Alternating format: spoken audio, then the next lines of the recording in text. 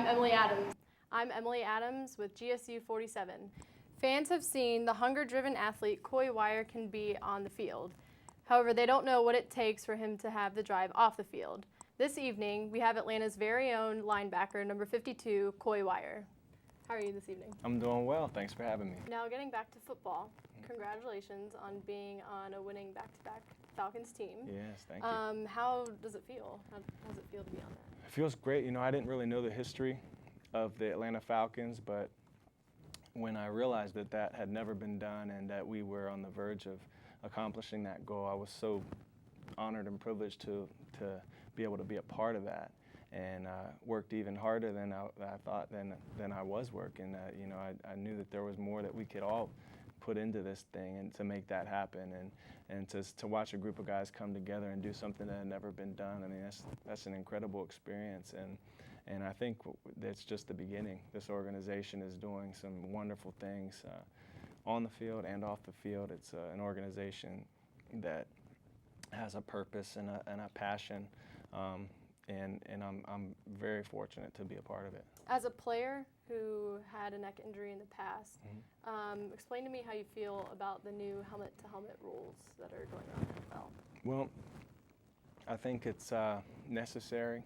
The guys are getting bigger and faster, so at some point you needed to implement some sort of rule that was going to prevent serious injuries, whether it's to the neck or to the head with concussions. And at first there's going to be a lot of controversy, there's going to be a lot of whining and complaining, but at some point it's going to be the norm. It's going to be accepted. There have been rule changes in the past that weren't taken so well in the beginning, but now it's an afterthought. And I feel this will be the same way. Once we learn as football players, you know, starting at the Pee Wee Pony midget level up through high school, and you learn not to use your head and try to keep your head out of it, then it will just become an afterthought.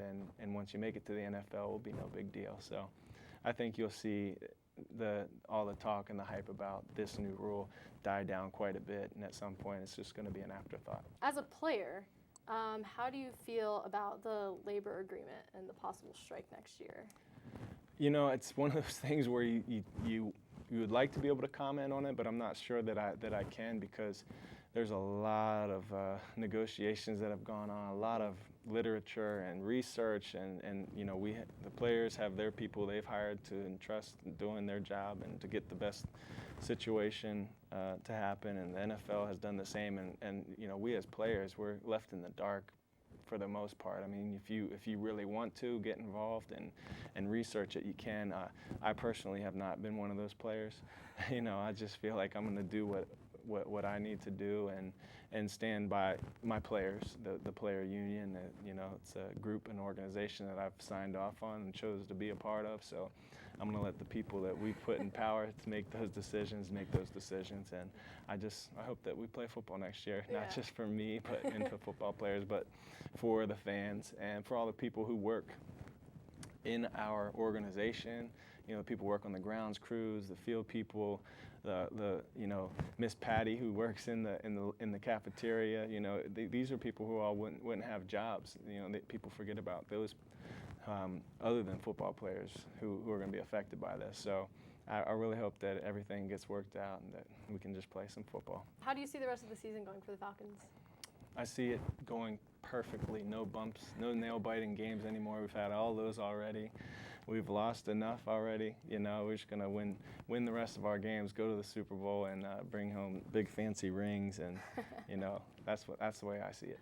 Okay, great. Well, thank you very much. Thank you, Emily. Appreciate it. To see Coy Wire's faith-driven performance on the field, get your ticket for an Atlanta Falcons home game at the Georgia Dome. I'm here with the latest edition of the Georgia State University magazine, and it's the Ultimate Panther Fan Guide. You can pick one up at the local sports arena here on the Georgia State campus. Georgia State University, located in Atlanta, Georgia, was founded in 1913. It took 97 years for them to receive a football team for the first time. They followed Georgia Tech and the University of Georgia as the powerhouses of Georgia. Their inaugural game, played on September 2nd, was against Shorter College, and they won 41-7. Their second game was against Lambeth and lost 23-14. This weekend, they play the Jacksonville State University Gamecocks, who are 2-0 and beat Ole Miss, the powerhouse of the SEC Conference, their first game.